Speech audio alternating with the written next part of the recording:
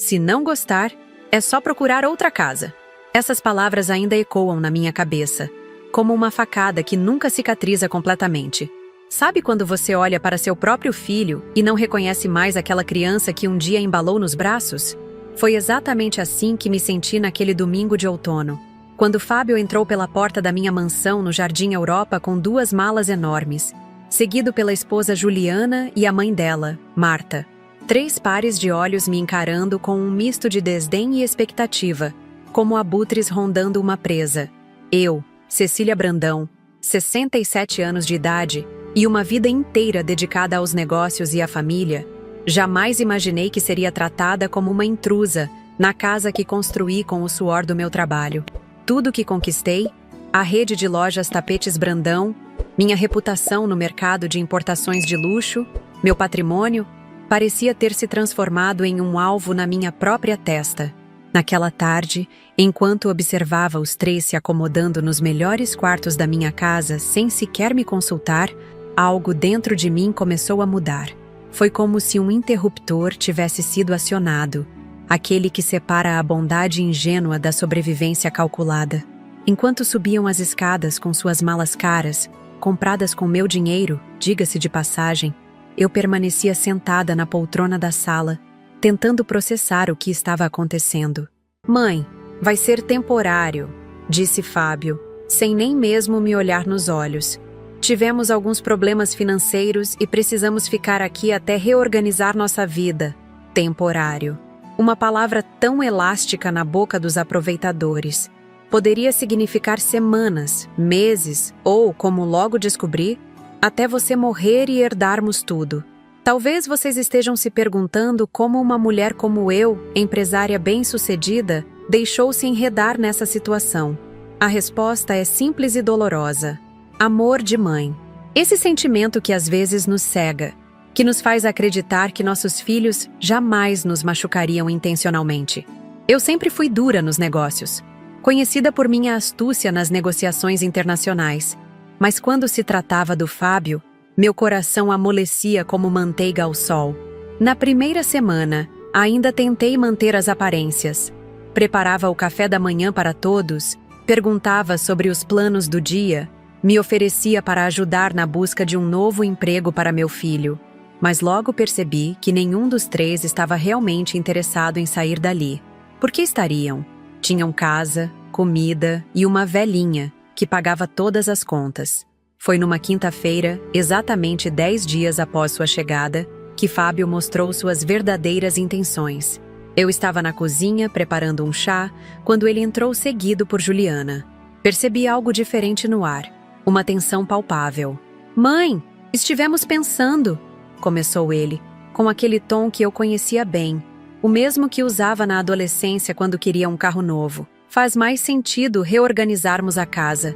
O quarto principal tem aquele closet grande que a senhora mal usa." Fiquei em silêncio, segurando a xícara de chá com tanta força que meus dedos ficaram brancos. Meu quarto, meu closet, meu espaço sagrado, onde guardava não apenas roupas, mas memórias de uma vida inteira. "Juliana precisa de mais espaço para as roupas dela", continuou ele, como se estivesse me fazendo um favor ao me explicar o óbvio. "E aquele escritório no fim do corredor seria perfeito para a dona Marta. Ela precisa de privacidade." Meu escritório, o lugar onde eu ainda administrava parte dos negócios, onde guardava documentos importantes, onde me refugiava para ler um bom livro. Agora seria o cantinho da dona Marta. "E onde eu ficaria?" perguntei, tentando manter a voz firme. Foi então que veio a frase, aquela que mudou tudo. "O quarto de hóspedes nos fundos é mais que suficiente para a senhora. É menor, mas tem banheiro próprio. Se não gostar, é só procurar outra casa." E o pior não foi a frase em si, mas o risinho debochado de Juliana logo em seguida. Aquele sorriso de canto de boca, como quem diz, "vencemos." Marta, que passava pelo corredor naquele exato momento, também não conseguiu disfarçar o sorriso de satisfação. Naquele instante, algo dentro de mim se quebrou e algo novo surgiu. Não era raiva, era muito mais profundo. Era uma determinação fria, calculista, que eu só tinha experimentado nos momentos mais cruciais da minha carreira. Sorri de volta, um sorriso que não chegou aos meus olhos, e disse simplesmente: "Vou pensar no assunto." Aquela noite não dormi. Fiquei olhando para o teto do meu quarto, ainda meu naquele momento, e comecei a traçar um plano. Não seria rápido nem simples, mas seria perfeito. Eu não construí um império de tapetes importados sendo ingênua ou impulsiva. Cada movimento nos negócios era calculado, cada decisão ponderada. E agora, aplicaria essa mesma estratégia à minha vida pessoal. Na manhã seguinte, liguei para minha filha Luísa, que morava em Portugal. Diferente do irmão, ela sempre foi responsável, inteligente, minha parceira nos negócios internacionais. A conversa foi breve, mas ela entendeu imediatamente a gravidade da situação. "Mãe, vou pegar o primeiro voo", disse ela, a preocupação evidente em sua voz. "Não, querida", respondi calmamente. "Ainda não. Preciso que você faça algumas coisas para mim daí primeiro." Depois, liguei para minha advogada de confiança, doutora Beatriz Monteiro. Marcamos um encontro discreto para aquela tarde no escritório dela no Itaim Bibi. Eu sabia que precisaria de respaldo legal para o que estava prestes a fazer. Nas semanas que se seguiram, fui a anfitriã perfeita. Cedi meu quarto para Fábio e Juliana. Mudei-me para o quarto de hóspedes sem reclamar. Deixei que Marta transformasse meu escritório em seu espaço zen, cheio de cristais e incensos baratos. Sorria enquanto via meus cartões de crédito sendo usados em compras extravagantes no shopping Iguatemi. Fingia não perceber as festas que organizavam em minha casa quando eu passava o dia na loja da Oscar Freire. Enquanto isso, por trás das aparências, cada peça do meu plano ia se encaixando silenciosamente. Eu observava, anotava, gravava conversas. Cada insulto disfarçado de brincadeira, cada comentário sobre minha suposta incapacidade de gerenciar meus próprios bens, cada plano que faziam para quando eu não estivesse mais aqui. Tudo isso enquanto me chamavam de sogrinha e vovó, com falsa doçura na frente das visitas. 3 meses se passaram assim. 3 longos meses em que me transformei em uma atriz digna de Oscar, interpretando o papel da idosa conformada, grata pela companhia da família. Até minha melhor amiga Regina, a única que sabia parte do meu plano, chegou a se preocupar. "Cecília, você está diferente", comentou ela durante um de nossos almoços semanais no Família Mancini. "Tem certeza que está bem?" "Nunca estive tão bem, Regina", respondi com um sorriso enigmático. Às vezes precisamos dar um passo atrás para dar 2 à frente. O que ninguém sabia, nem mesmo Regina, era o quanto esse passo atrás estava sendo calculado. Cada movimento, cada concessão, cada sorriso forçado me aproximava do momento que eu mais aguardava. O dia em que eu recuperaria não apenas minha casa, mas minha dignidade. O dia em que eu daria a Fábio, Juliana e Marta uma lição que eles jamais esqueceriam. E esse dia estava chegando. A festa de comemoração dos 40 anos da Tapetes Brandão seria o palco perfeito para o meu grande ato final. Os convites já estavam sendo distribuídos. A lista de convidados incluía toda a elite empresarial de São Paulo, jornalistas, influenciadores. Seria um evento memorável. Disso eu tinha certeza. De onde você é que está me assistindo agora? Deixa nos comentários sua cidade. Quero muito saber quem está acompanhando essa história que mudou completamente minha vida. Se você ainda não é inscrito no canal Vovó Lembrou, se inscreva agora e venha descobrir como dei uma lição inesquecível nessas 3 pessoas que tentaram me humilhar na minha própria casa. Tudo começou numa manhã de domingo, daquelas em que o sol de São Paulo finalmente decide aparecer depois de dias de chuva. Eu estava preparando um almoço simples. Nunca gostei de empregados em casa aos domingos. Sempre preferi ter meu espaço. O telefone tocou e a voz do meu filho soou estranhamente ansiosa do outro lado. "Mãe, preciso falar com você. Estamos indo aí." O "estamos" me chamou a atenção imediatamente.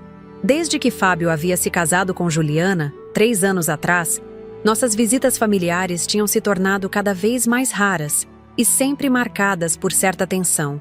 Não demorou nem 1 hora para que a campainha tocasse. Quando abri a porta, deparei-me não só com Fábio e Juliana, mas também com Marta, minha nora e sua mãe, todas com malas.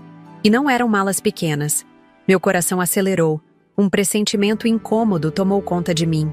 Mãe, perdemos o apartamento, disparou Fábio assim que atravessou a soleira. O banco executou a hipoteca. Estamos sem lugar para ficar. Fiquei em silêncio por alguns segundos, processando a informação. Não era a primeira vez que meu filho enfrentava problemas financeiros. Aos 38 anos, Fábio já tinha passado por pelo menos 5 empregos diferentes, sempre saindo por incompatibilidade com os valores da empresa.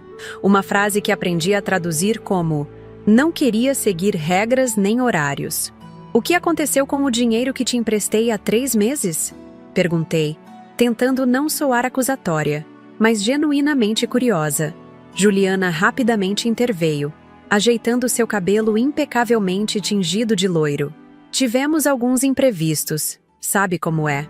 O carro precisou de reparos, e depois teve aquela viagem a Campos do Jordão que não podíamos cancelar. Marta, que até então observava a cena em silêncio, deu 2 passos à frente com aquela postura de quem está acostumada a resolver problemas. Cecília, sei que deve ser um incômodo, mas são apenas algumas semanas até encontrarmos outro lugar. Prometo que nem vai perceber nossa presença. 3 adultos na casa de uma senhora de 67 anos e eu nem perceberia a presença deles? A falsidade era tão evidente que quase me fez rir. Mas algo dentro de mim, aquele amor incondicional de mãe, falou mais alto. Tudo bem, respondi, dando um passo para o lado. Podem ficar no quarto de hóspedes e no antigo quarto da Luísa. Foi o suficiente para que os 3 começassem a subir as escadas com suas malas, sem sequer me agradecer apropriadamente. Juliana parou no meio do caminho, olhou para a decoração da sala, tapetes persas raros que eu havia selecionado pessoalmente em minhas viagens, e disse com um tom condescendente: vamos dar uma modernizada nessa decoração. Não se preocupe. Respirei fundo e me lembrei de que era apenas temporário. Algumas semanas, no máximo. Mal sabia eu que aquele seria o início de um pesadelo que duraria 3 longos meses. Logo na primeira semana, percebi que a dinâmica da minha casa havia mudado completamente. Minha rotina cuidadosamente construída ao longo dos anos, acordar cedo, tomar meu chá enquanto lia o jornal, ir para a loja, voltar no fim da tarde para um banho relaxante, havia sido completamente destruída. A cozinha, sempre impecavelmente limpa, agora estava constantemente cheia de louça suja. O barulho da televisão em volume máximo invadia todos os cômodos até altas horas. E meu estoque de vinhos raros, que guardava para ocasiões especiais, começou a diminuir misteriosamente. Mas o pior ainda estava por vir. Na segunda semana, comecei a notar pequenos itens desaparecendo. Um par de brincos de esmeralda que tinha ganhado do meu falecido marido. Um relógio antigo que pertenceu ao meu pai. Pequenos objetos de valor sentimental que, quando questionados, ninguém sabia onde estavam. Deve ter guardado em algum lugar e esqueceu, mãe, dizia Fábio, com aquele tom de quem fala com uma criança. A senhora anda muito esquecida ultimamente. Foi a primeira vez que ouvi essa insinuação, mas não seria a última. Aos poucos, sutilmente, começaram a plantar a ideia de que eu estava perdendo a memória, ficando confusa. Uma tática que só muito mais tarde eu entenderia por completo. Uma manhã, ao descer para tomar meu café, encontrei Juliana mexendo na minha bolsa. Quando questionei, ela respondeu com naturalidade surpreendente. Só estava procurando o cartão de crédito para fazer umas compras no supermercado. Fábio disse que não teria problema. Meu cartão? Perguntei incrédula. Claro, estamos comendo aqui, não é? O mínimo que podemos fazer é ajudar com as compras. Aquilo até faria sentido se as compras fossem realmente para a casa.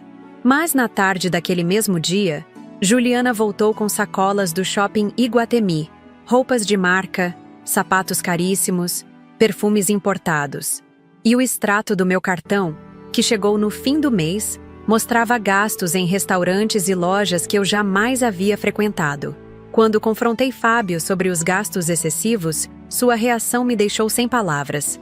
Mãe, você tem tanto dinheiro guardado? Para que economizar a essa altura da vida? Precisamos aproveitar enquanto a senhora ainda está aqui. não é? Enquanto ainda estou aqui? Repeti, sentindo um calafrio percorrer minha espinha. Você sabe, enquanto ainda tem saúde para curtir com a gente? Ele emendou rapidamente, mas o deslize já havia sido feito. Foi naquele momento que percebi que meu filho não estava apenas passando por uma fase difícil.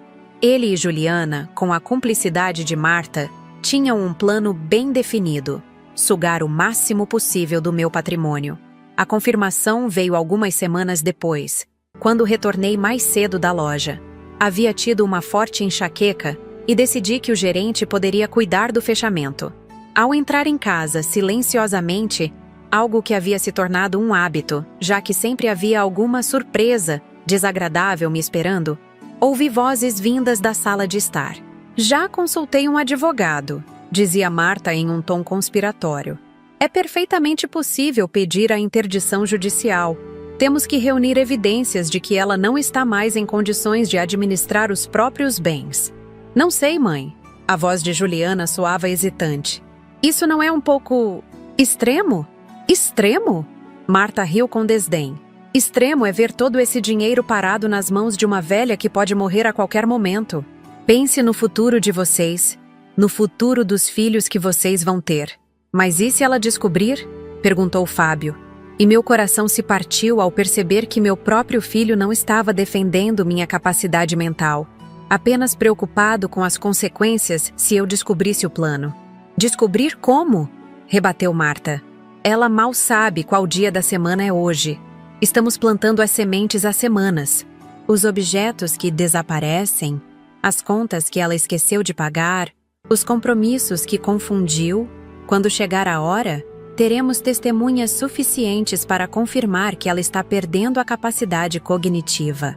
Fiquei paralisada no corredor, sentindo as lágrimas escorrerem pelo meu rosto. Como havia chegado a esse ponto? Como meu próprio filho, que embalei nos braços, que ensinei a andar, a quem dei tudo o que podia, estava agora conspirando para me declarar incapaz. E depois que conseguirmos a interdição? Perguntou Juliana, agora visivelmente mais interessada no plano. Vendemos tudo, respondeu Marta com simplicidade cruel. A casa, a empresa, os imóveis. Fábio será nomeado o administrador legal e poderemos finalmente viver como merecemos. E ela? Insistiu Juliana. Existem lares para idosos muito bons por aí, disse Marta com falsa preocupação. Ou podemos manter um apartamento pequeno para ela, com uma enfermeira. O importante é que o dinheiro estará finalmente nas mãos certas. Naquele momento, algo dentro de mim mudou fundamentalmente. A dor deu lugar a uma determinação fria. Sequei as lágrimas silenciosamente e voltei para a garagem, saindo com o carro novamente. Eles nem perceberam que eu havia estado ali. Dirigi sem destino por quase 1 hora, tentando organizar meus pensamentos. Quando finalmente me acalmei, liguei para as 2 pessoas em quem mais confiava no mundo: minha filha Luísa e minha advogada, doutora Beatriz. Luísa, preciso que volte para o Brasil o mais rápido possível, disse assim que ela atendeu. Mas não avise ninguém, especialmente seu irmão. Mãe, o que aconteceu? Perguntou ela, alarmada com meu tom. Te conto tudo quando chegar. Apenas confie em mim. E sim, em seguida, liguei para a doutora Beatriz e marquei um encontro urgente para aquela mesma tarde. O escritório dela, no Itaim Bibi, era um lugar discreto, onde poderia falar abertamente, sem medo de ser interrompida ou descoberta. Cecília, em todos os meus anos de advocacia, nunca ouvi algo tão absurdo, disse Beatriz após escutar meu relato detalhado. Eles não têm nenhuma base legal para isso. Você está perfeitamente lúcida e capaz. Mas você ouviu o plano deles? Respondi, ainda tremendo de indignação. Estão criando evidências, Beatriz. Pequenas coisas que, somadas, podem convencer um juiz desatento. Não se preocupe. Ela me tranquilizou, segurando minhas mãos. Vamos criar um contraplano muito mais eficiente. Primeiro, precisamos proteger seu patrimônio. Nas semanas que se seguiram, trabalhei silenciosamente nos bastidores, sempre mantendo as aparências em casa. Quando Luísa chegou ao Brasil, Hospedou-se discretamente na casa da minha amiga Regina, para não levantar suspeitas. Juntas, começamos a implementar o plano que acabaria com as pretensões de Fábio, Juliana e Marta. Primeira etapa: documentação. Realizei uma bateria completa de exames médicos e testes cognitivos, todos atestando minha perfeita sanidade mental. Esses laudos foram devidamente registrados e guardados no cofre do escritório da doutora Beatriz. Segunda etapa: proteção patrimonial. Com a ajuda de Luísa, comecei a transferir parte significativa dos meus bens para contas no exterior. Não tudo, para não levantar suspeitas, mas o suficiente para garantir minha segurança financeira, independentemente do que acontecesse. Terceira etapa: evidências. Instalei discretamente câmeras de segurança em pontos estratégicos da casa, especialmente na sala onde eles costumavam discutir seus planos. Cada conversa, cada insulto, cada maquinação foi devidamente registrada. Enquanto isso, continuei representando o papel da vovó confusa. Quando me acusavam de ter perdido algo, concordava, fingindo confusão. Quando insinuavam que eu havia esquecido um compromisso, desculpava-me profusamente. Deixei que pensassem que seu plano estava funcionando perfeitamente. O tempo passava e eles ficavam cada vez mais confiantes, mais descuidados. Juliana já não se dava ao trabalho de esconder os gastos exorbitantes com meu cartão. Marta começou a convidar amigas para tomar chá na minha casa, apresentando-se quase como a dona do lugar. E Fábio, meu filho, tornou-se cada vez mais distante, tratando-me como uma criança incapaz ou um fardo a ser tolerado. Uma tarde, enquanto eu fingia tirar um cochilo no sofá da sala, ouvi Juliana e Marta planejando uma festa. "Vamos convidar todos os nossos amigos", dizia Juliana animadamente. "A mansão é perfeita para uma festa à beira da piscina." E o que faremos com a velha?" perguntou Marta. "Damos um remédio para dormir no chá dela", respondeu Juliana com naturalidade assustadora. "Ela nem vai perceber a festa acontecendo." Foi naquele momento que decidi que era hora de acelerar meu plano.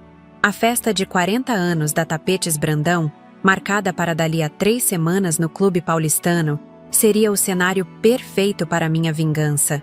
Com a ajuda de Luísa e doutora Beatriz, finalizei as negociações para vender a empresa para um grupo empresarial do Oriente Médio. O valor era exorbitante, muito acima do mercado, mas eles estavam interessados na marca e na carteira de clientes exclusivos que eu havia construído ao longo de décadas. O contrato foi assinado em sigilo, com cláusulas que garantiam a discrição absoluta até o anúncio oficial. Paralelamente, encontrei um belíssimo apartamento no recém-construído condomínio Vale dos Pássaros, um dos empreendimentos mais luxuosos de São Paulo. Mobiliei-o completamente, com a ajuda da minha amiga Regina, que tinha excelente gosto para decoração. Tudo isso sem que Fábio, Juliana ou Marta desconfiassem de nada. A parte mais dolorosa do plano foi a decisão sobre a casa onde morávamos. Aquela mansão no Jardim Europa guardava memórias preciosas. Havia sido o lar onde criei meus filhos, onde vivi momentos felizes com meu marido antes de sua partida prematura. Mas agora, aquelas paredes estavam impregnadas de traição e mágoa.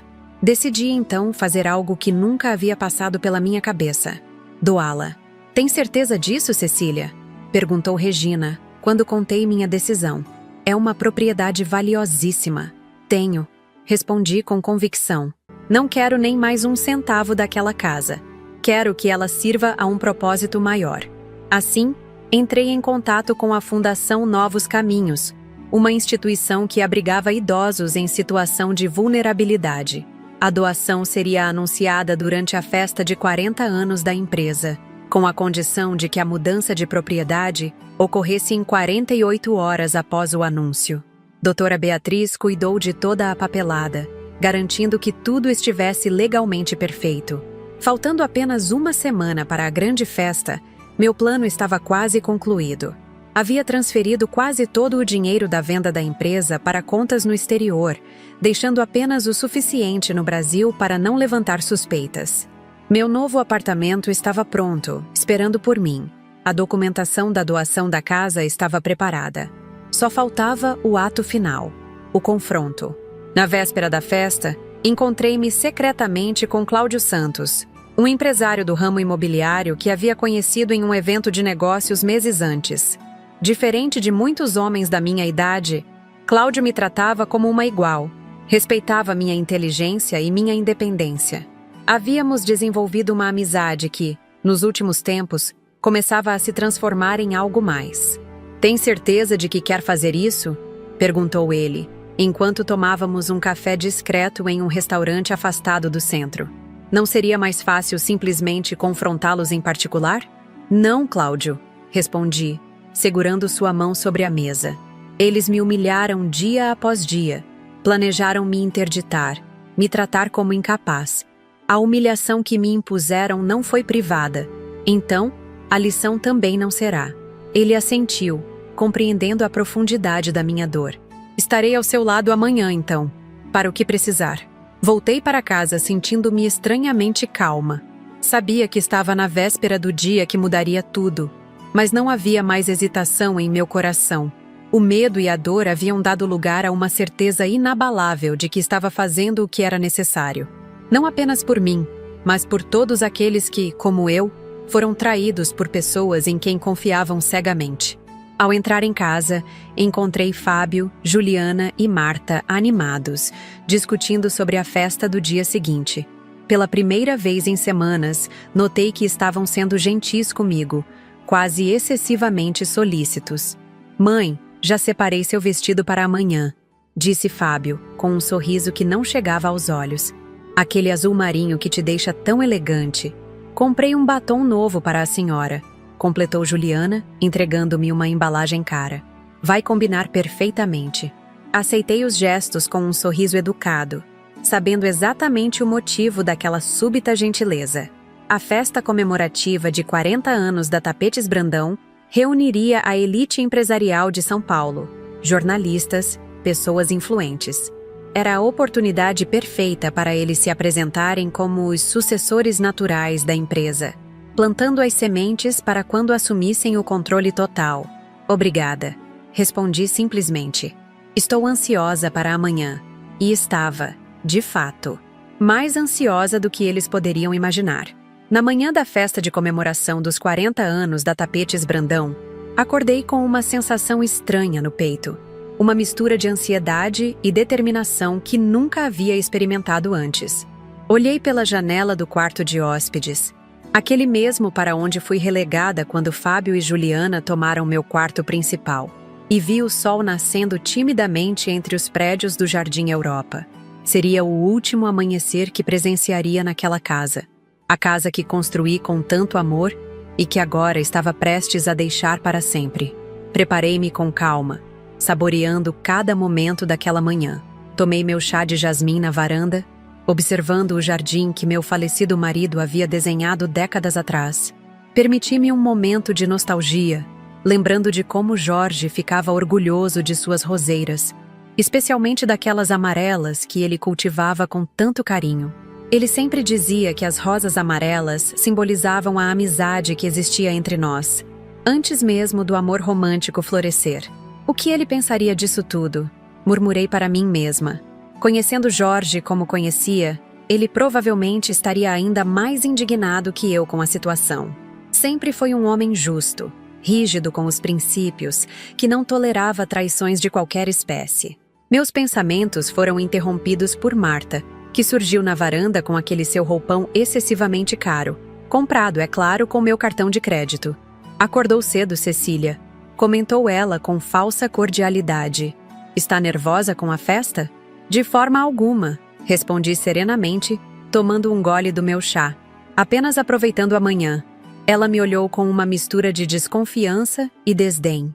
Durante aqueles meses de convivência forçada, aprendi a decifrar cada olhar, cada tom de voz daquela mulher.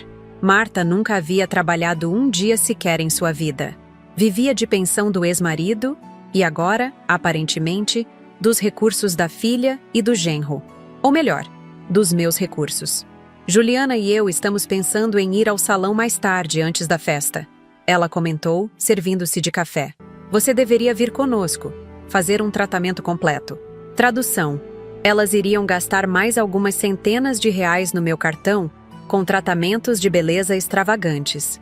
Obrigada pelo convite, mas já tenho meu horário marcado com o meu cabeleireiro de sempre, respondi.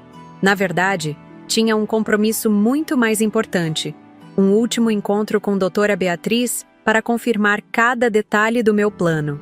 Como quiser, ela deu de ombros, claramente aliviada por não ter que me incluir em seus planos. Só não se atrase para a festa. Vai ser um grande dia para a empresa.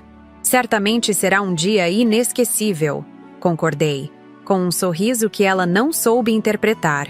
Assim que terminei meu desjejum, chamei um táxi. Evitava usar meu próprio carro para não despertar suspeitas sobre meus destinos. Pedi que me deixasse no shopping Iguatemi, onde supostamente faria algumas compras. Assim que o táxi se afastou, chamei outro e segui para o escritório de Doutora Beatriz no Itaim Bibi. Luísa já me esperava lá, junto com Regina. Vê-las ali, unidas em meu apoio, trouxe lágrimas aos meus olhos. Durante aqueles meses de humilhações diárias, minha filha e minha melhor amiga foram meus pilares de sanidade. Mãe, está tudo pronto. Luísa me abraçou assim que entrei. Os documentos da transferência bancária foram finalizados ontem à noite. 80% do valor da venda já está seguro nas contas do exterior. E o apartamento no Vale dos Pássaros está completamente mobiliado e pronto para você se mudar, completou Regina. Levei suas joias e documentos importantes ontem, como me pediu. Doutora Beatriz, sempre impecável em seus ternos bem cortados, indicou uma pasta sobre sua mesa. A doação da casa para a Fundação Novos Caminhos está pronta para ser anunciada, explicou ela. Já conversei com o presidente da fundação. Eles estão preparados para a mudança imediata assim que for anunciado. E aqui, ela indicou outra pasta. Está a documentação sobre a venda da empresa. Tudo perfeitamente legal e incontestável. Assenti, sentindo um misto de tristeza e alívio. Estava abrindo mão de tanto... a casa onde criei meus filhos, a empresa que construí do zero. Mas não havia alternativa. Não depois de descobrir a verdadeira natureza daqueles que deveriam me amar e proteger.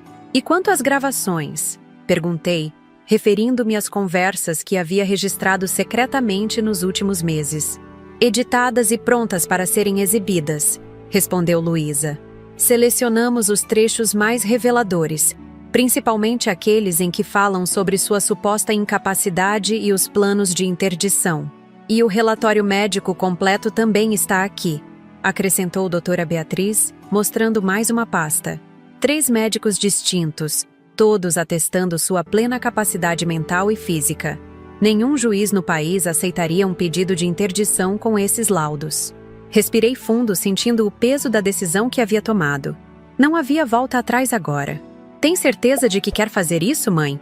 Perguntou Luísa, percebendo minha hesitação momentânea. Ainda podemos confrontá-los em particular, exigir que saiam da casa. Não, querida, respondi com firmeza. Eles não me deram apenas um golpe financeiro. Tentaram destruir minha dignidade, minha autoconfiança, fizeram-me questionar minha própria sanidade. A humilhação foi pública, aos poucos, dia após dia, na frente de amigos, funcionários, conhecidos. A resposta também será pública.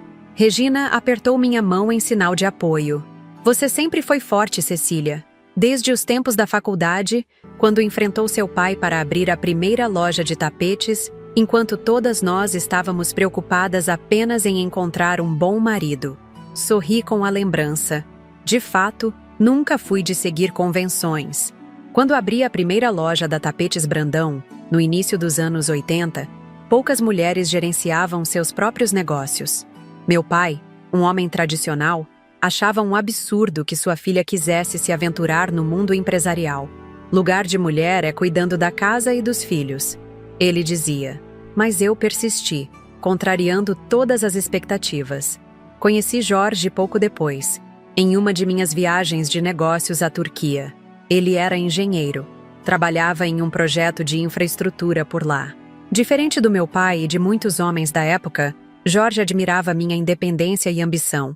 Casamos 6 meses depois e construímos juntos não apenas uma família, mas também um império. A morte prematura dele, vítima de um infarto fulminante há 15 anos, foi o golpe mais duro que enfrentei, até agora. Jorge estaria orgulhoso de você, disse Regina, como se lesse meus pensamentos. Ele sempre dizia que você era a mulher mais corajosa que conhecia. Eu enxuguei uma lágrima teimosa que escapou. Vamos finalizar os detalhes para hoje à noite, disse, voltando ao assunto principal. Não quero nenhuma falha, nenhuma brecha que eles possam explorar depois. Passamos a hora seguinte revisando cada aspecto do plano. A ordem dos acontecimentos, quem estaria posicionado onde, como as gravações seriam exibidas.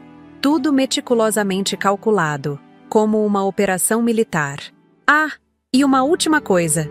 Lembrei-me enquanto nos preparávamos para encerrar a reunião. Convidei Cláudio Santos para a festa. Regina ergueu as sobrancelhas, surpresa. O empresário do ramo imobiliário? Aquele que você conheceu no evento da Câmara de Comércio? Exatamente, confirmei, sentindo um leve rubor nas faces. Ele tem sido um bom amigo nos últimos tempos. Um bom amigo ou algo mais? Provocou Regina, com um sorriso malicioso que me fez rir pela primeira vez em dias. Apenas um amigo, por enquanto, respondi, sentindo-me estranhamente jovial apesar das circunstâncias. Mas quem sabe o que o futuro reserva? Deixei o escritório da doutora Beatriz com o coração mais leve, apesar da tensão do que estava por vir. Dirigi-me ao salão de beleza onde realmente tinha a hora marcada. Afinal, se iria dar o golpe final naqueles que tentaram me destruir, faria isso parecendo uma rainha. No salão, enquanto a cabeleireira arrumava meus cabelos em um elegante coque, permiti-me lembrar do momento exato em que tudo mudou, da gota d'água que fez minha paciência transbordar definitivamente. Foi cerca de 1 mês atrás. Eu havia retornado mais cedo da loja, acometida por uma forte enxaqueca. Raramente tinha dores de cabeça, mas o estresse dos últimos tempos estava cobrando seu preço. Entrei silenciosamente pela porta dos fundos, algo que havia se tornado um hábito, quase como se eu fosse uma intrusa em minha própria casa. Foi quando ouvi as vozes vindas da sala de estar, Fábio, Juliana e Marta, reunidos em mais um de seus conselhos de família, dos quais eu era deliberadamente excluída. O advogado disse que precisamos de mais provas, dizia Marta, em tom conspiratório. Evidências concretas de que ela não está mais capaz de tomar decisões. Que tipo de provas? Perguntou Juliana, soando genuinamente curiosa. Contas não pagas, decisões financeiras questionáveis, comportamento errático, explicou Marta. Coisas que possam ser documentadas e apresentadas a um juiz. Houve um momento de silêncio, e então ouvi a voz do meu filho.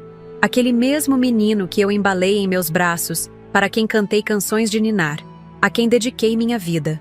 Podemos criar essas provas, sugeriu ele, com uma frieza que me gelou a alma. Interceptar correspondências, alterar datas de pagamentos, esse tipo de coisa. Não sei, Fábio. A voz de Juliana soava hesitante. Isso não é ilegal? Apenas estamos ajudando a evidenciar algo que já está acontecendo, respondeu ele, com uma lógica distorcida que me deixou nauseada. Minha mãe realmente não está mais em condições de administrar todo esse patrimônio. Estamos protegendo-a dela mesma e garantindo seu futuro no processo, acrescentou Marta, com uma risada cúmplice. Pense em tudo que poderão fazer quando tiverem acesso irrestrito às contas dela. Aquela casa na praia que vocês sempre quiseram. Viagens internacionais sem se preocupar com custos. E o que faremos com ela quando conseguirmos a interdição? Perguntou Juliana, agora parecendo mais interessada no plano. Foi a resposta a essa pergunta que quebrou meu coração definitivamente. Existem excelentes casas de repouso em Atibaia, disse Fábio, como quem comenta sobre o clima. Lugares discretos, com boa estrutura médica. Ela ficará bem lá. Mas e se ela se recusar a ir? Insistiu Juliana.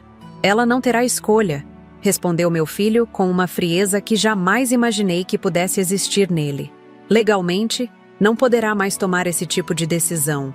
Eu decidirei por ela, como seu responsável legal.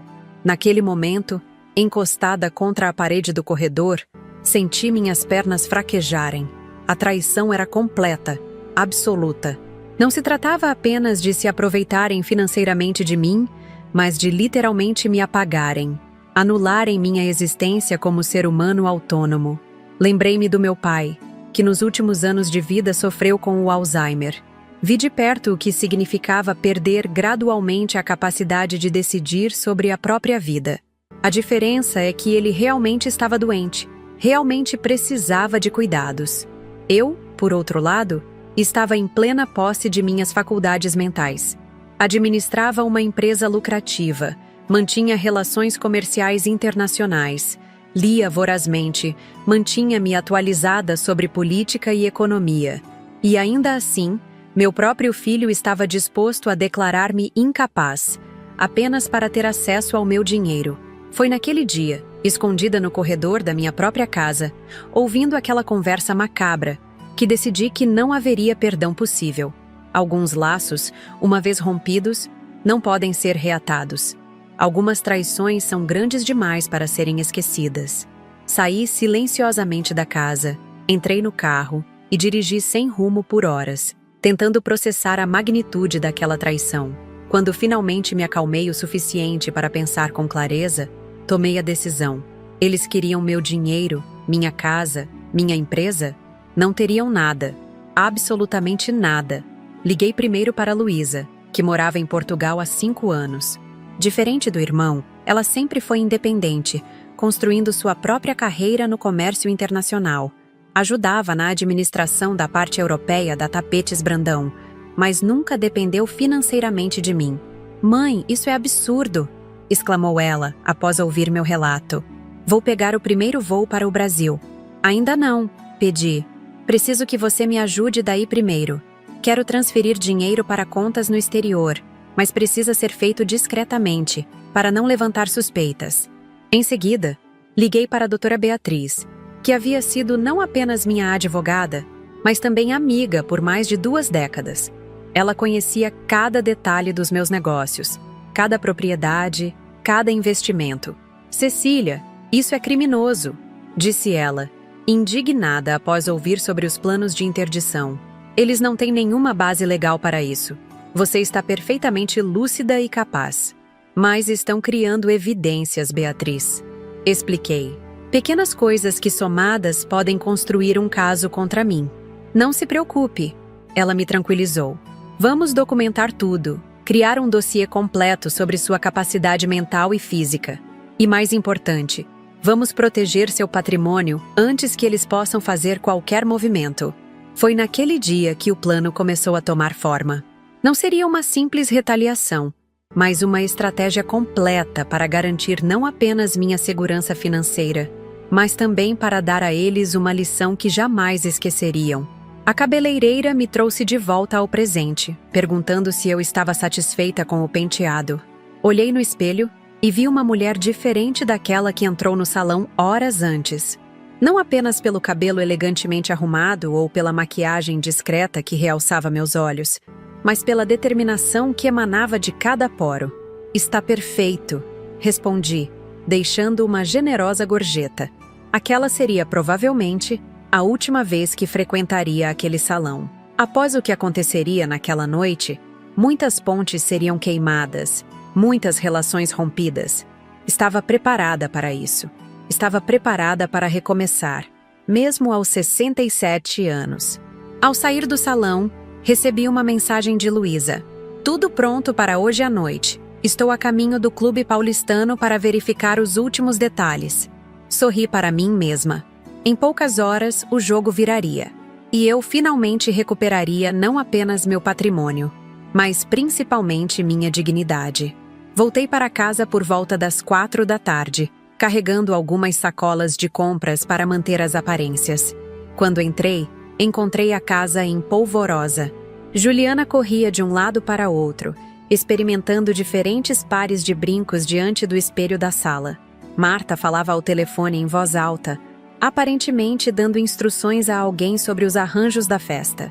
E Fábio, meu filho, estava sentado no sofá, mexendo distraidamente no celular, como se toda aquela agitação não tivesse nada a ver com ele. "Finalmente chegou", exclamou Juliana ao me ver. Já estávamos preocupados que se atrasaria para a própria festa. Ri, a falsa preocupação em sua voz era quase cômica. Nos últimos 3 meses, ela não se importou uma única vez com meu bem-estar, apenas com o acesso ao meu cartão de crédito e as chaves do meu carro importado. Estava resolvendo alguns detalhes de última hora. Respondi calmamente, dirigindo-me às escadas. Vou me arrumar agora. Não demore muito, advertiu Marta, cobrindo o telefone com a mão. O motorista chegará em 1 hora para nos levar ao clube. Assenti e subi as escadas com calma deliberada. Cada degrau que subia me aproximava do momento que tanto esperei. O momento da verdade, da justiça, se é que podemos chamar assim o que eu planejava fazer. Em meu quarto, ou melhor, no quarto de hóspedes que agora ocupava, abri o closet e contemplei o vestido que havia separado para a ocasião. Não era o azul marinho que Fábio havia gentilmente sugerido, mas um elegante vestido vermelho escuro, cor de vinho. Uma escolha deliberada. Na cultura oriental, com a qual eu lidava frequentemente em meus negócios de tapetes importados, o vermelho simboliza poder, boa sorte e, mais importante, celebração. E eu certamente teria muito a celebrar naquela noite.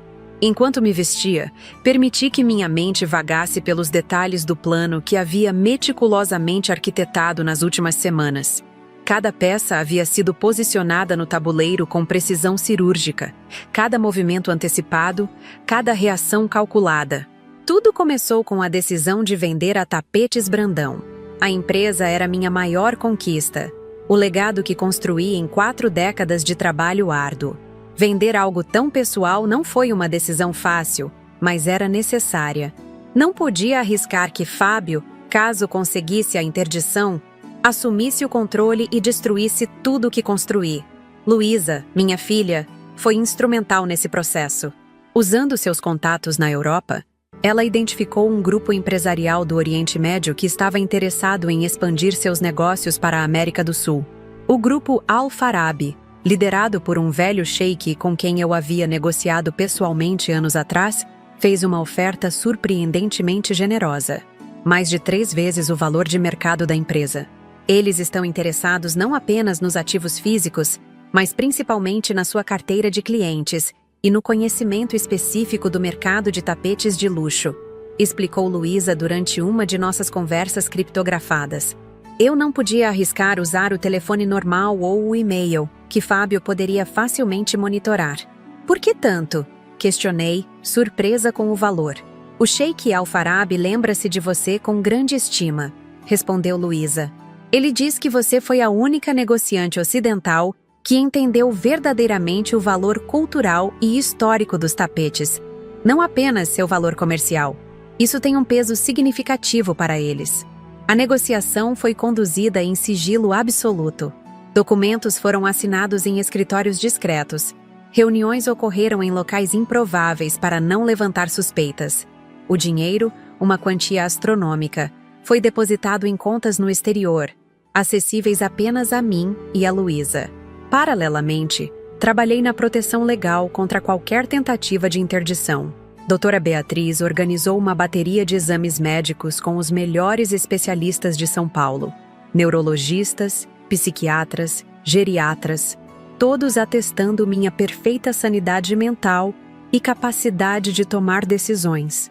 Estes laudos são inquestionáveis, garantiu doutora Beatriz, organizando meticulosamente a papelada. Mesmo que eles contratem os melhores advogados da cidade, não conseguirão contestar estes relatórios. Para complementar, instalei discretamente um sistema de câmeras e gravadores em pontos estratégicos da casa. Cada conversa conspirativa, cada plano malicioso, cada insulto, tudo foi devidamente registrado e catalogado. Material mais que suficiente para desmascarar as verdadeiras intenções dos 3. Precisamos ser cuidadosos com isso, alertou doutora Beatriz quando mostrei as primeiras gravações. Existem questões legais sobre gravações sem consentimento. Estou gravando em minha própria casa, argumentei. E não planejo usar isso em tribunal apenas para expor a verdade para quem importa. A parte mais dolorosa do plano foi decidir o destino da mansão no Jardim Europa. Aquelas paredes guardavam memórias preciosas, O primeiro aniversário de Fábio, os jantares de Natal com a família reunida, as longas conversas com Jorge na varanda enquanto observávamos o pôr do sol. Mas agora, cada cômodo estava contaminado pela traição, cada canto lembrava-me das humilhações sofridas. Foi durante uma visita à Fundação Novos Caminhos, uma instituição que abrigava idosos sem recursos, que a ideia surgiu. Eu havia ido lá a convite de Regina, que era voluntária ocasional.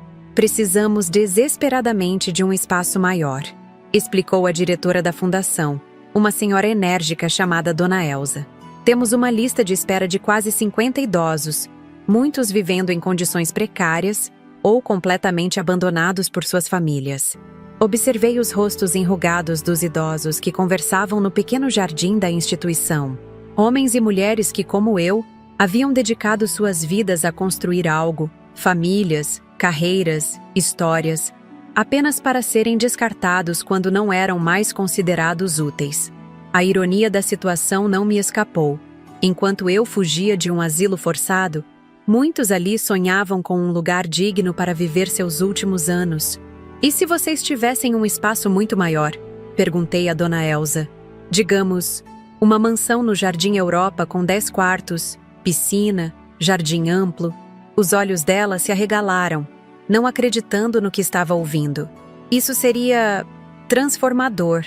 Poderíamos atender 3 vezes mais idosos, oferecer atividades terapêuticas, talvez até criar um centro de convivência para os que ainda têm alguma autonomia.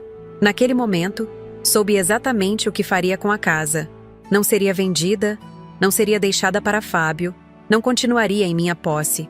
Seria doada, integralmente, para aqueles que realmente precisavam de um lar. Doutora, Beatriz cuidou de toda a documentação da doação, incluindo uma cláusula especial. A transferência oficial ocorreria 48 horas após o anúncio público, que seria feito na festa de 40 anos da empresa. Tempo suficiente para que Fábio, Juliana e Marta recolhessem seus pertences e encontrassem outro lugar para ficar. Ou não. Francamente, naquele ponto, seu destino não era mais minha preocupação. A próxima peça do plano foi encontrar um novo lar para mim. Não queria apenas um apartamento funcional, mas um lugar que simbolizasse meu recomeço, minha liberdade reconquistada. Foi Cláudio quem sugeriu o condomínio Vale dos Pássaros. Acabou de ser entregue, explicou ele durante um café discreto. Tem vista para o Parque Ibirapuera, segurança 24 horas. E o melhor, ninguém associaria você a um empreendimento tão moderno. Era perfeito. Um apartamento amplo, com varandas generosas, no 20º andar de uma torre elegante. Um lugar onde ninguém me encontraria facilmente depois que tudo viesse à tona. Comprei-o imediatamente, em dinheiro, usando uma das empresas de fachada que doutora Beatriz havia criado para proteger meus ativos. Regina assumiu a tarefa de decorar o apartamento. Como designer de interiores aposentada, ela tinha um gosto impecável e conhecia minhas preferências melhor do que ninguém. Em poucas semanas, transformou o espaço vazio em um lar acolhedor, com alguns dos meus objetos pessoais mais queridos que haviam sido discretamente removidos da mansão sem que ninguém percebesse. Pronto para sua nova vida, anunciou ela orgulhosamente quando me mostrou o resultado final. Novo começo, novas memórias. Um a um, cada elemento do plano foi cuidadosamente posicionado. A venda da empresa, a proteção legal contra a interdição, a doação da casa, o novo apartamento. Só faltava o grande finale, o momento da revelação, que seria naquela noite, durante a festa de 40 anos da Tapetes Brandão. Terminei de me arrumar, dando uma última olhada no espelho. O vestido vermelho caía perfeitamente, ressaltando minha silhueta ainda elegante apesar da idade. Completei o visual com as esmeraldas que haviam sido presente de Jorge em nosso 20º aniversário de casamento, as mesmas que Juliana tentou pegar emprestadas diversas vezes. Desci as escadas para encontrar os 3 já prontos esperando na sala. Fábio usava um terno caro que eu não reconhecia, provavelmente mais uma compra feita com meu dinheiro. Juliana exibia um vestido dourado excessivamente brilhante, e Marta optara por um conjunto de seda azul que parecia desconfortavelmente apertado. Finalmente, suspirou Juliana ao me ver. O motorista já está esperando há 10 minutos. Vermelho? Questionou Fábio, franzindo o senho ao ver meu vestido. Achei que havia separado o azul para você. Mudei de ideia. Respondi simplesmente. É uma noite especial. Merece uma cor especial. No carro, a caminho do Clube Paulistano, observei os três conversando animadamente sobre a festa. Estavam visivelmente empolgados, não pela celebração dos 40 anos da empresa, mas pela oportunidade de se apresentarem como os herdeiros naturais do Império Tapetes Brandão. Lembre-se de falar brevemente, instruía Marta a Fábio. Agradeça pela oportunidade de dar continuidade ao legado de sua mãe, mas não entre em detalhes sobre planos futuros ainda. E se alguém perguntar sobre a sucessão na empresa? Questionou Juliana. Diga que estamos em um período de transição natural, respondeu Marta com aquele tom presunçoso que eu havia aprendido a detestar. Que Cecília ainda está à frente oficialmente, mas que você já assume grande parte das responsabilidades administrativas. Uma mentira descarada, é claro. Fábio nunca havia demonstrado o menor interesse pelos negócios da família.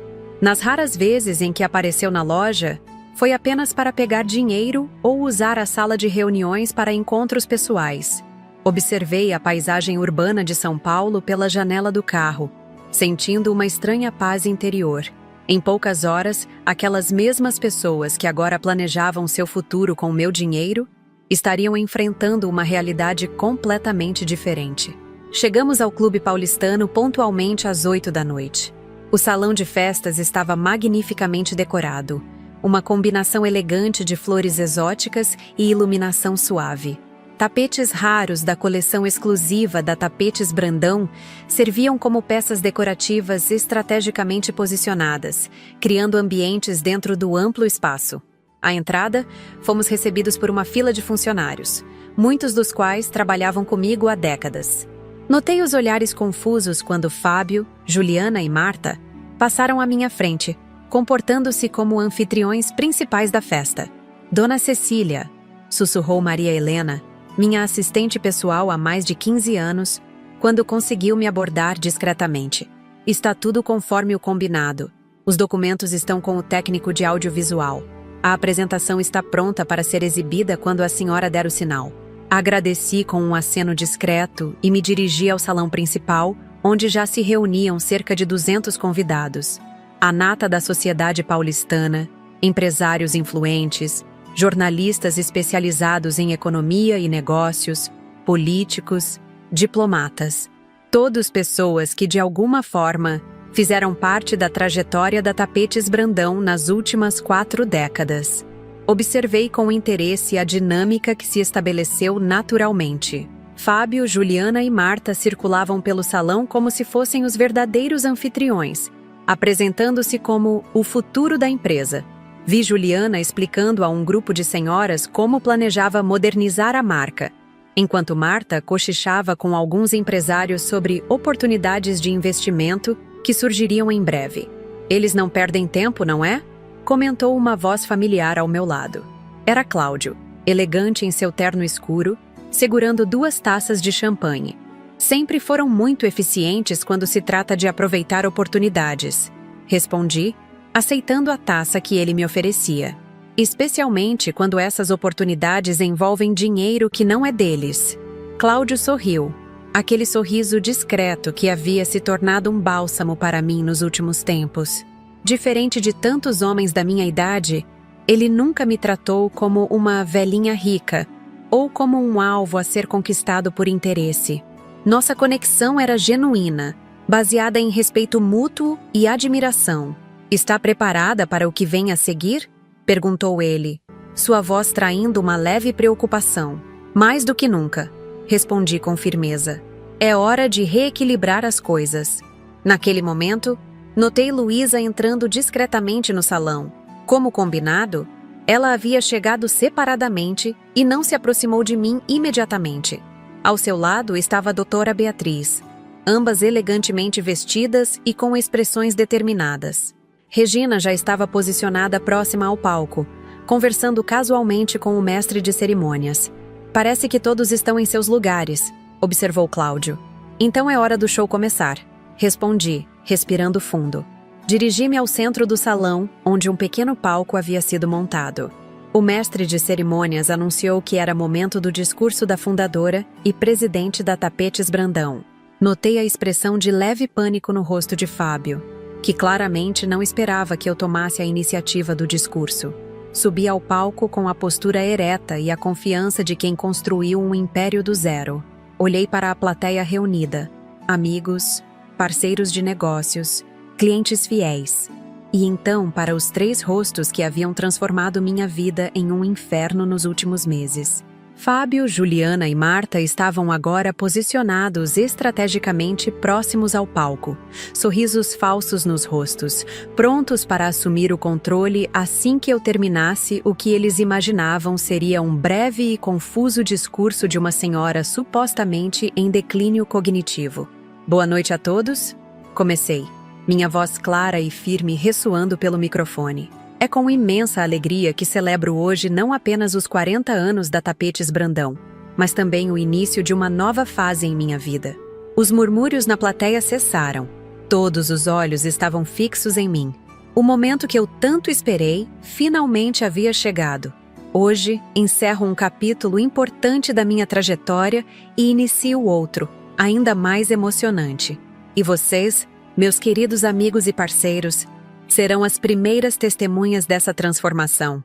Vi a confusão nos olhos de Fábio, o nervosismo crescente de Juliana, a súbita palidez de Marta.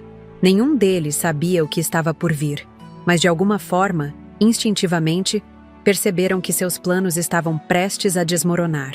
Com um sorriso sereno, fiz um sinal discreto para o técnico de audiovisual. A grande tela atrás de mim se iluminou, e a apresentação que eu havia preparado tão meticulosamente começou a ser exibida. Era a hora da verdade. E que verdade seria revelada naquela noite?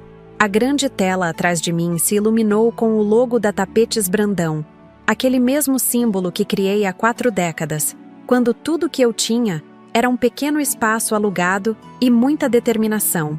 O silêncio tomou conta do salão enquanto todos os olhos se voltavam para a apresentação. Como muitos de vocês sabem, continuei, minha voz ecoando pelo salão. Construí a Tapetes Brandão do zero, navegando por um mercado dominado por homens numa época em que mulheres empresárias eram raridade. Enfrentei preconceitos, portas fechadas, e muitos disseram que eu fracassaria. Fiz uma pausa, olhando diretamente para Fábio, que parecia cada vez mais inquieto. Mas a vida me ensinou que os obstáculos mais difíceis nem sempre vêm de estranhos. Às vezes, vêm daqueles em quem mais confiamos. A imagem na tela mudou, mostrando agora um contrato com o logotipo do Grupo Al-Farabi. Ouvi as respirações suspensas na plateia, especialmente de alguns parceiros comerciais que reconheceram imediatamente o nome do conglomerado árabe. Tenho o prazer de anunciar que a Tapetes Brandão acaba de ser adquirida pelo Grupo Al-Farabi, numa negociação que considero não apenas financeiramente satisfatória, mas estrategicamente brilhante para o futuro da marca. Os murmúrios explodiram pelo salão. Vi Fábio empalidecer, seu rosto contorcendo-se numa expressão de choque e incredulidade. Ele deu 2 passos em direção ao palco, mas foi sutilmente contido por um dos seguranças que eu havia posicionado estrategicamente.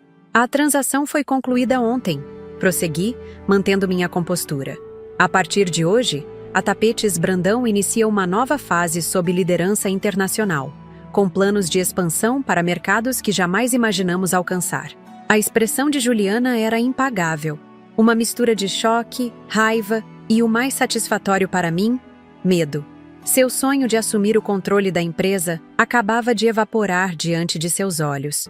Marta, por sua vez, havia assumido uma postura rígida, seus lábios comprimidos numa linha fina, tentando desesperadamente manter as aparências, enquanto seu castelo de cartas desmoronava. Mas não se preocupem, acrescentei com um sorriso sereno. Não estou me aposentando. Continuarei como consultora especial por um período de transição, compartilhando meu conhecimento e experiência com a nova equipe. Afinal, aos 67 anos, ainda tenho muito a contribuir, não é mesmo? Esta última frase foi direcionada especificamente a eles 3, uma referência direta às suas insinuações sobre minha suposta incapacidade. Vi algumas pessoas na plateia trocarem olhares confusos, sem entender a implicação completa das minhas palavras. Agora, continuei, fazendo um sinal para o técnico mudar novamente a apresentação. Gostaria de compartilhar com vocês outra decisão importante que tomei recentemente. A tela exibiu agora a foto da minha mansão no Jardim Europa, seguida pelo logo da Fundação Novos Caminhos. Do canto do olho, vi Dona Elsa, a diretora da fundação, que eu havia convidado especialmente para a ocasião, sorrir emocionada. Minha casa, aquela mesma mansão no Jardim Europa, onde muitos de vocês já foram recebidos para jantares e celebrações, será doada integralmente para a Fundação Novos Caminhos, que realiza um trabalho extraordinário, acolhendo idosos em situação de vulnerabilidade. Os aplausos foram imediatos e calorosos. Filantropia sempre foi bem vista entre a elite paulistana, mesmo que muitas vezes fosse apenas para aparecer bem na foto. No meu caso, porém, a decisão vinha do coração e de uma pitada de justiça poética que ninguém além de mim e meus confidentes poderia compreender completamente. A transferência oficial ocorrerá em 48 horas, expliquei, observando o pânico crescente nos rostos de Fábio, Juliana e Marta. Tempo suficiente para que os atuais hóspedes da casa recolham seus pertences pessoais. A ênfase na palavra hóspedes não passou despercebida. Vi algumas sobrancelhas se erguerem entre os convidados mais próximos, aqueles que sabiam que meu filho e sua família haviam se mudado para minha casa. A confusão começava a se espalhar, exatamente como eu havia planejado. Mas antes de prosseguir com as celebrações desta noite, minha voz assumiu um tom mais grave. Sinto que devo a vocês, meus amigos e parceiros de tantos anos, uma explicação sobre os motivos destas decisões aparentemente repentinas. Fiz um sinal e a tela atrás de mim mudou novamente. Desta vez, exibia a gravação de uma das muitas conversas que captei secretamente em minha casa. Juliana e Marta discutindo sobre como eu estava senil e incapaz de gerenciar meus próprios negócios. Fábio planejando como poderiam reunir evidências para um processo de interdição judicial. O silêncio no salão era absoluto, quebrado apenas pelos ofegos de surpresa e indignação. Nunca se viu tantos queixos caídos em um único evento social em São Paulo. Podemos criar essas provas. A voz de Fábio ecoava pelo sistema de som. Interceptar correspondências, alterar datas de pagamentos, esse tipo de coisa. E o que faremos com ela quando conseguirmos a interdição? Perguntava Juliana na gravação. Existem excelentes casas de repouso em Atibaia, respondia meu filho, com uma frieza que fez vários convidados se virarem para encará-lo com expressões horrorizadas. Lugares discretos com boa estrutura médica. Ela ficará bem lá. Interrompi a gravação com um gesto. Não era necessário mostrar mais. O estrago estava feito. Fábio parecia ter encolhido vários centímetros. Juliana cobria o rosto com as mãos. E Marta olhava freneticamente para as saídas, como um animal encurralado. Como podem ver, retomei, minha voz surpreendentemente calma. Fui forçada a tomar medidas drásticas para proteger não apenas meu patrimônio, mas minha própria liberdade e dignidade. Doutora Beatriz subiu ao palco neste momento, trazendo consigo uma pasta elegante de couro. Esta é a doutora Beatriz Monteiro, minha advogada. Apresentei-a. Ela tem alguns documentos para entregar a certos indivíduos presentes. Com uma precisão quase coreografada, doutora Sin, Beatriz desceu do palco e caminhou diretamente até onde Fábio, Juliana e Marta estavam paralisados. Entregou a cada um deles um envelope oficial, dizendo em voz alta o suficiente para que os mais próximos ouvissem. Notificação de despejo, com prazo de 48 horas conforme anunciado. E isto? Ela entregou outro conjunto de documentos a Fábio. É uma ordem judicial preventiva contra qualquer tentativa de interdição, baseada em laudos médicos completos atestando a plena capacidade mental e física da senhora Cecília Brandão, realizados nas últimas semanas por 3 especialistas independentes. O rosto de meu filho era uma máscara de fúria e humilhação. Por um momento, pensei que ele fosse explodir, fazer uma cena, talvez até tentar interromper o evento. mas o peso dos olhares reprovadores ao seu redor parecia ter criado uma pressão insuportável. Sem dizer uma palavra, ele agarrou o braço de Juliana e fez um gesto para Marta, dirigindo-se rapidamente para a saída mais próxima. "Ah, quase esqueci", chamei, fazendo-os parar no meio do caminho. Todos os cartões de crédito vinculados às minhas contas foram cancelados há exatamente... Olhei para meu relógio de pulso. 20 minutos. Sugiro que façam saques em dinheiro se precisarem de recursos imediatos. Foi o golpe final. Vi os ombros de Juliana caírem em derrota absoluta. Os três saíram apressadamente do salão, seguidos por olhares curiosos, sussurros e, em alguns casos, risos mal disfarçados. Respirei fundo, sentindo um peso imenso ser retirado dos meus ombros. A parte mais difícil havia passado. O confronto que temi e planejei por semanas estava concluído. Agora, era hora de olhar para frente. "Meus queridos amigos", retomei, minha voz agora mais leve. "Peço desculpas pelo interlúdio dramático. Não é assim que planejei celebrar os 40 anos da Tapetes Brandão. Mas às vezes, a vida nos força a enfrentar verdades dolorosas para podermos seguir em frente." Luísa subiu ao palco e segurou minha mão, oferecendo seu apoio silencioso. Regina juntou-se a nós logo em seguida, trazendo consigo Dona Elza da Fundação Novos Caminhos. "Gostaria de apresentar a vocês Dona Elza", falei. "A extraordinária mulher que transformará minha antiga casa em um lar acolhedor para dezenas de idosos que realmente precisam de cuidado e dignidade." Os aplausos foram generosos. Dona Elza, uma senhora de 70 e poucos anos com mais energia que muitos jovens, tomou o microfone brevemente. "Em nome de todos os idosos que serão beneficiados por esta doação extraordinária, quero expressar nossa eterna gratidão à Senhora Cecília. Esta mansão não será apenas um teto, mas um símbolo de esperança e dignidade para pessoas que a sociedade muitas vezes esquece." Mais aplausos. Vi lágrimas nos olhos de algumas pessoas. A atmosfera no salão havia mudado completamente, da tensão e choque para uma celebração genuína de generosidade e resiliência. "Agora", anunciei, "convido todos a aproveitar esta noite maravilhosa. A banda começará a tocar em alguns minutos, o jantar será servido e vamos celebrar não apenas 4 décadas de uma empresa de sucesso, mas também novos começos." Desci do palco acompanhada por Luísa e Regina, imediatamente cercada por dezenas de pessoas, algumas oferecendo solidariedade, outras curiosas por mais detalhes, muitas simplesmente querendo expressar admiração pela minha coragem. Entre a multidão, Cláudio esperava pacientemente, aquele sorriso discreto em seu rosto. "Acho que você merece uma taça de champanhe depois disso", disse ele quando finalmente consegui chegar até ele. "Acho que mereço a garrafa inteira", respondi, sentindo-me subitamente leve, quase eufórica. A banda começou a tocar, um jazz suave que logo preencheu o ambiente. Cláudio estendeu a mão num convite silencioso para dançar. Aceitei, permitindo-me esse momento de alegria pura, após semanas de tensão e planejamento. Enquanto dançávamos, observei o salão ao meu redor. Pessoas que conhecia há décadas, parceiros de negócios que se tornaram amigos, funcionários leais que cresceram junto com a empresa.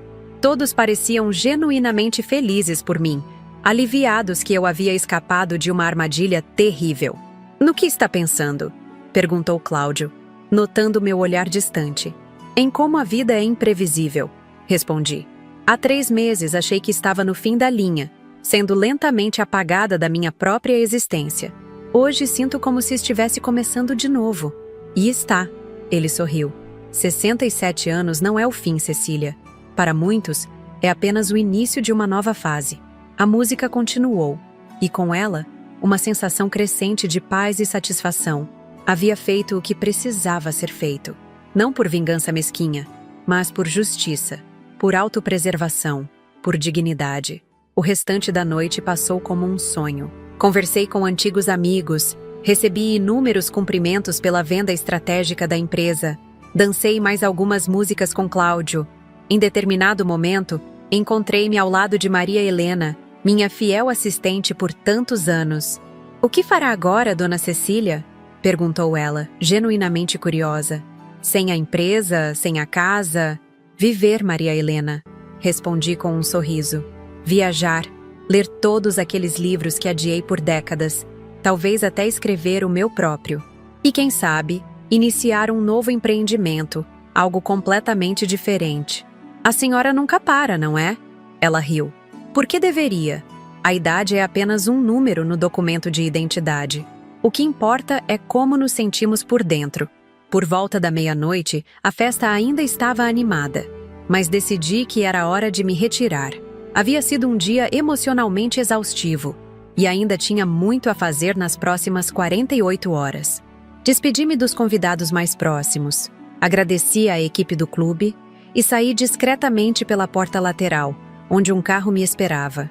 Não para me levar de volta à mansão no Jardim Europa, mas para meu novo apartamento no Vale dos Pássaros. Luísa me acompanhou, decidida a passar a noite comigo neste primeiro dia da minha nova vida.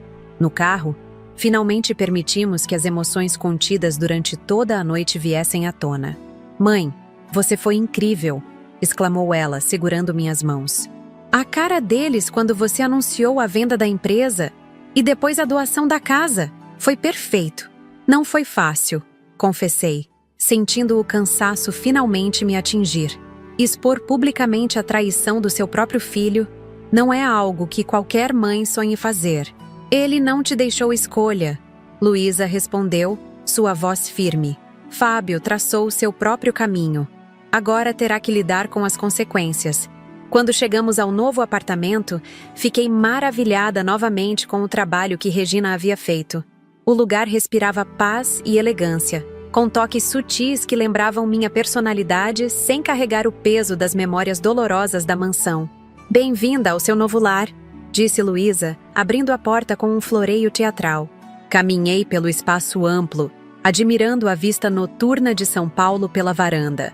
Os móveis cuidadosamente escolhidos, os poucos mais significativos objetos pessoais que haviam sido trazidos da antiga casa. "É perfeito", murmurei. "Um novo começo." Naquela noite, dormimos como há muito não dormia, profunda e serenamente, sem o peso da ansiedade, sem o medo de ser observada e julgada a cada movimento, sem a angústia de saber que conspiravam contra mim sob meu próprio teto. Na manhã seguinte, tomamos café na varanda, observando o sol nascer sobre o Parque Ibirapuera. Luísa me atualizou sobre os acontecimentos após minha saída da festa. "Fábio tentou voltar", contou ela. "Estava completamente alterado, provavelmente bêbado. Os seguranças tiveram que contê-lo. Foi bastante embaraçoso. E Juliana e Marta desapareceram. Ninguém sabe para onde foram. Mas não se preocupe, a casa está sendo monitorada conforme o combinado. Eles têm até amanhã à noite para retirar seus pertences pessoais." Assenti, sentindo uma pontada de tristeza apesar de tudo. Não pelo que fiz, disso não me arrependia nem por um segundo, mas pelo que poderia ter sido. Em algum universo alternativo, talvez Fábio tivesse sido um filho amoroso e grato. Talvez tivéssemos uma relação de respeito mútuo. Talvez ele realmente merecesse herdar os frutos do meu trabalho. Mas não neste universo. Não depois do que ele fez. Na tarde daquele mesmo dia, recebi uma ligação de Doutora Beatriz. "Eles acabaram de sair da mansão", informou ela. "Levaram apenas roupas e alguns objetos pessoais. Deixaram uma bagunça considerável para trás. A fundação conseguirá lidar com isso", respondi. "O importante é que cumpriram o prazo." "Houve um momento interessante", acrescentou ela. Quando estavam colocando as últimas coisas no carro, Fábio olhou para a casa e perguntou a Juliana: "Para onde vamos agora?" A expressão no rosto dele: "Cecília, acho que finalmente caiu a ficha." Senti uma satisfação agridoce com essa informação. Não desejava mal a ninguém, nem mesmo a eles. Mas havia algo profundamente justo em ver meu filho finalmente confrontado com a realidade que ele mesmo criou. "Para onde vão agora?" perguntei, mais por curiosidade que por preocupação. "Aparentemente para um apartamento alugado em Pinheiros. Bem mais modesto do que estavam acostumados, pelo que entendi. E quanto ao emprego? Fábio está desesperadamente enviando currículos." Juliana já ligou para 3 amigas pedindo empréstimos temporários. E Marta? Bem, ela está considerando voltar para o ex-marido em Ribeirão Preto. A vida havia dado uma volta completa. Aqueles que planejavam viver às minhas custas para sempre, agora enfrentavam a dura realidade de ter que trabalhar para sobreviver, não por minha maldade, mas por suas próprias escolhas e ações. Uma semana depois, acompanhei de longe a cerimônia de inauguração da nova sede da Fundação Novos Caminhos. Minha antiga mansão, agora transformada em um lar acolhedor para idosos sem recursos. Ver aqueles rostos enrugados explorando o jardim que Jorge havia desenhado com tanto carinho, ocupando os quartos que antes eram palco de conspirações contra mim, trouxe uma sensação de fechamento, de propósito cumprido. Quanto a mim, comecei minha nova vida com entusiasmo renovado. O dinheiro da venda da empresa me garantiu segurança financeira para várias vidas, se assim quisesse. Mas nunca fui de ficar parada. 3 meses após aquela noite fatídica no Clube Paulistano, iniciei um novo projeto. Uma fundação dedicada a apoiar mulheres empreendedoras acima dos 50 anos. Porque se havia algo que minha experiência me ensinou, era que nunca é tarde demais para recomeçar, para reinventar-se, para mostrar ao mundo, e principalmente a si mesma, do que se é capaz. E quanto a Fábio, Juliana e Marta, ouvi dizer que eles finalmente estão trabalhando honestamente pela primeira vez em suas vidas. Fábio como motorista de aplicativo, Juliana como vendedora em uma loja de departamento e Marta como recepcionista em um consultório médico no centro da cidade. Talvez, no fim das contas, eu tenha feito um favor a eles também, porque há algo profundamente dignificante em ganhar seu próprio sustento, em construir algo com as próprias mãos e mente, em olhar para trás ao fim do dia e saber que mereceu cada centavo que recebeu. Esta é a lição que tentei ensinar a Fábio durante toda a sua vida, sem sucesso. Irônico que tenha sido justamente minha queda, ou o que eles pensavam ser minha queda, que finalmente o forçou a aprender. Como dizem por aí, quem ri por último, ri melhor. E hoje, sentada na varanda do meu novo lar, com uma taça de vinho na mão e Cláudio ao meu lado, posso finalmente rir, não de escárnio ou vingança, mas de pura e simples alegria por estar viva, livre e dona do meu próprio destino. E foi assim, meus queridos, que dei uma lição inesquecível naqueles que tentaram me tirar tudo. Meu filho Fábio, minha nora Juliana e aquela sogra intrometida, Marta. A vida tem dessas coisas, não é mesmo? Às vezes, precisamos enfrentar traições profundas para descobrir nossa verdadeira força. Quando eles entraram pela porta da minha mansão no Jardim Europa naquele domingo, com suas malas caras e sorrisos falsos, jamais imaginei que estavam tramando me declarar incapaz e tomar tudo o que construí em 4 décadas de trabalho árduo. A Tapetes Brandão não era apenas uma empresa para mim. Era meu legado, minha criação, o fruto do meu suor quando muitos duvidaram que uma mulher pudesse prosperar no ramo de importações. O mais doloroso foi ouvir, escondida no corredor da minha própria casa, meu filho planejando me internar numa casa de repouso em Atibaia, como se eu fosse um móvel velho que não servia mais. Ouvir Juliana rindo enquanto falava sobre gastar meu dinheiro em viagens internacionais.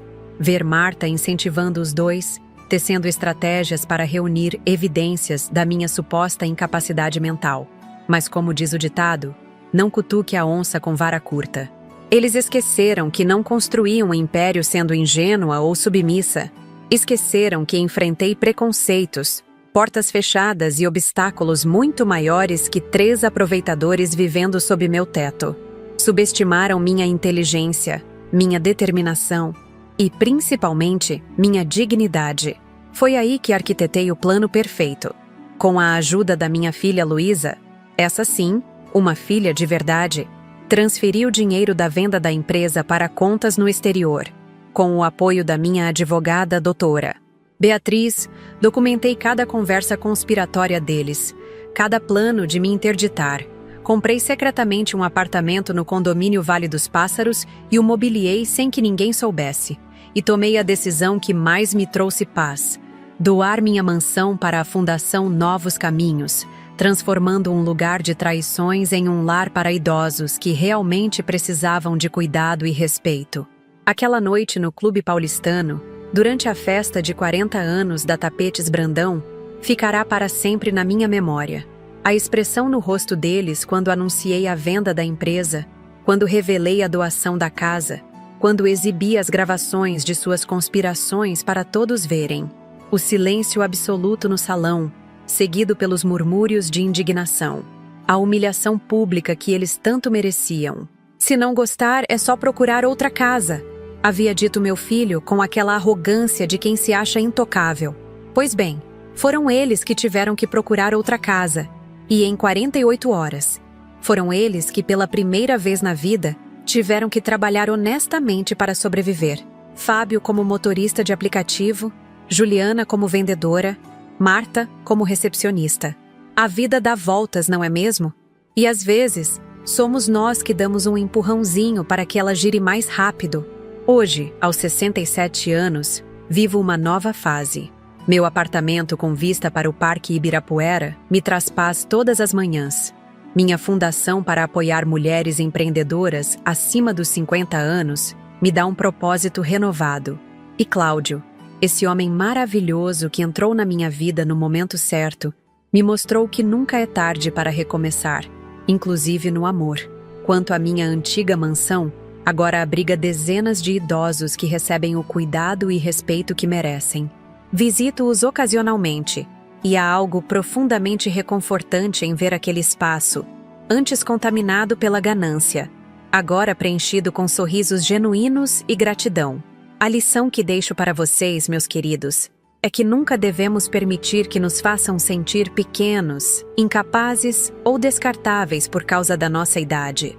Os anos que carregamos não são um fardo, são uma coleção de experiências, aprendizados e sabedoria que nenhum jovem arrogante pode comprar ou fingir ter. Sei que muitos de vocês já passaram por situações semelhantes, talvez não tão dramáticas quanto a minha, mas igualmente dolorosas. Filhos que se afastam, netos que só aparecem quando precisam de dinheiro, pessoas que nos tratam como se fôssemos invisíveis ou incapazes apenas porque temos rugas no rosto. Por isso é tão importante compartilharmos nossas histórias, para que outros saibam que não estão sozinhos, que há força em nós, que podemos sim dar a volta por cima, não importa a idade que tenhamos. E falando em compartilhar histórias, quero agradecer a você que ficou comigo até aqui, ouvindo meu relato do começo ao fim. Não foi fácil reviver esses momentos, expor essa ferida tão íntima. Deu trabalho gravar este vídeo, organizar meus pensamentos, encontrar as palavras certas para descrever algo tão pessoal e doloroso. Por isso, peço que me ajude a espalhar essa mensagem. Se você gostou da minha história, se ela tocou seu coração de alguma forma, por favor, deixe seu like neste vídeo. Esse pequeno gesto significa muito para mim e para o canal Vovó Lembrou. Mas mais importante que o like, deixe seu comentário. Conte-me o que achou, se já passou por algo parecido, o que faria no meu lugar. Adoro ler cada comentário. É como se estivéssemos conversando pessoalmente, compartilhando nossas experiências. Essa troca é o que faz este canal valer a pena. E se ainda não é inscrito no canal Vovó Lembrou, aproveite para se inscrever agora. Temos muitas outras histórias emocionantes para compartilhar. Relatos reais de pessoas que, como eu, enfrentaram desafios que pareciam impossíveis e saíram vitoriosas. Histórias que vão te fazer rir, chorar, refletir e, principalmente, te lembrar que nunca estamos velhos demais para recomeçar. Ah, e se você puder, gostaria muito de pedir sua ajuda através do Valeu Demais, uma forma de contribuir financeiramente para que o canal possa continuar trazendo histórias como a minha diariamente. Os custos para manter um canal de qualidade são altos: equipamentos, edição, pesquisa. E sua contribuição, por menor que seja, faz toda a diferença para que possamos continuar esse trabalho. Isso ajudaria muito a trazer mais vídeos como este, com histórias que precisam ser contadas e ouvidas. Sempre acreditei que compartilhar nossas experiências é uma forma de cura, não apenas para quem conta, mas também para quem ouve. Se minha história ajudou ao menos uma pessoa a encontrar força para enfrentar uma situação difícil, todo esse processo valeu a pena. Lembrem-se sempre, A idade é apenas um número. O que define quem somos é nossa força interior, nossa capacidade de adaptação, nossa coragem para enfrentar as tempestades da vida, mesmo quando essas tempestades têm o nome e o rosto de pessoas que amamos. Como disse no início, meu filho trouxe a esposa e a sogra para morar comigo, e ainda teve a audácia de dizer que se eu não gostasse, era só procurar outra casa. A esposa dele ficou rindo, mas fui eu quem ri por último quando dei a eles uma lição que jamais esquecerão. Obrigada por me ouvirem. Espero encontrar vocês nos comentários e nos próximos vídeos do canal Vovó Lembrou. Até a próxima história.